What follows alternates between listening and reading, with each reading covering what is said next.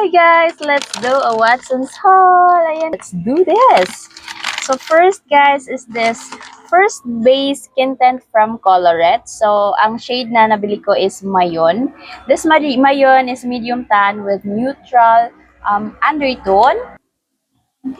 Naka-decide ako guys, nasa Watson's na lang ako bibili ng colored skin tint because last time nang bumili ko sa online, Talisa yung shade na nabili ko and hindi ko siya kakulay. Kaya sa Watson's, at least matry ko siya, ma-swatch ko siya before ko siya bilhin.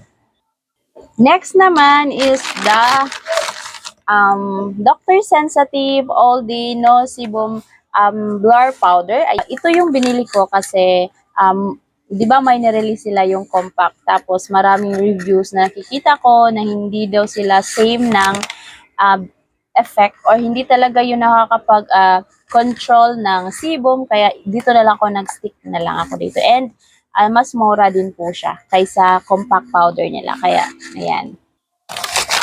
Next guys is ang oil blotting paper. This is from Pretty Secret. Ayan. And guys, ito yung kinuha ko kasi meron na siyang tea tree. Ayan, meron siyang tea tree guys, and it controls shine and it also helps to reduce acne daw. So itatry natin kasi yung last time na binibili ko is yung charcoal yung yung ingredient. Ito may tea tree na. Ayan. And also guys, itong Fit Me na concealer. So ito yung ginagamit ko rin in the shade 35. Ayan. Next also is itong Lux Organics na Scalp Cleanse because grabe yung ko guys, yung dandruff ko. Tinatry ko na siyang mag-shampoo na ako ng yung pang anti-dandruff, hindi talaga siya nawawala. Kaya itatry ko siya. This is the first time na gagamitin ko siya. At sana ay okay siya at makakatulong siya sa mga dandruff ko. Ayan.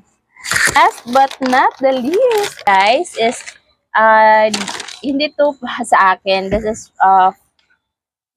is the body spray. Ayan, from Bench. Ayan, guys.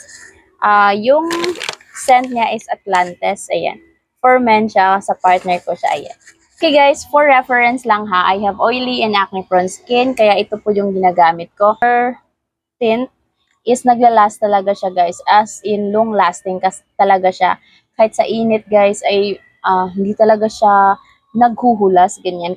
Kaya mas gusto ako yung color tint na skin tint. And ayan, ito po yung mga nabili ko from Watson's. Ayan guys. Yan lang. Thank you. Bye!